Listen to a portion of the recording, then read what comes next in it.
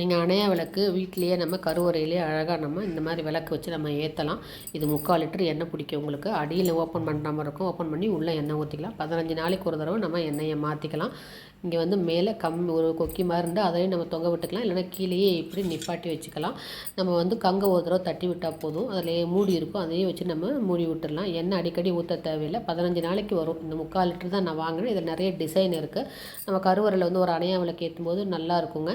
நீங்கள் வந்து காமாட்சி விளக்கில் ஏற்றலாம். அதனால் எண்ணெய் ஊற்றிக்கிட்டே இருக்கணும். இது வந்து நம்ம ஒன்ஸ் ஊற்றினா 15 டேஸ் கழிச்சு நம்ம பண்ணால் போதும். பக்கத்துலேயே நீங்கள் தீப்பெட்டி இதை ஏற்றுறதுக்கு ஒரு தாய் விளக்கு, அதே மாதிரி அந்த தூண்டி விடுற குச்சி வெள்ளிலையோ இல்லை வந்து ஒரு சாதாரண நம்ம வந்து மூங்கில் குச்சி, சாதாரண குச்சி இருக்கு இல்லையா, அதை கூட எடுத்துக்கலாம். அதுக்கப்புறம் வந்து தீப்பெட்டியெல்லாம் பக்கத்துலேயே வச்சா உங்களுக்கு ஈஸியாக இருக்கும். ஒரு நாளைக்கு ஒரு தடவை கங்கு தட்டி விட்டால் போதும். வந்து காமாட்சி விளக்கில் அணைய விளக்கு போடலாம். இந்த மாதிரி வீட்டில் கருவறையில் நம்ம போடும்போது ரொம்ப நமக்கு அருமையாக இருக்கும். வீட்டில் நிறைய பாசிட்டிவ் எனர்ஜி இருக்கும். ஈஸியான பூஜா டிப்ஸுங்க.